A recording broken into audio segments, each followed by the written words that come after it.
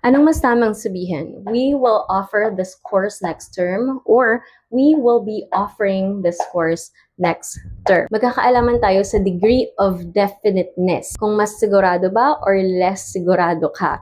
So, ang gagamitin mo kapag mas sigurado ka is this one.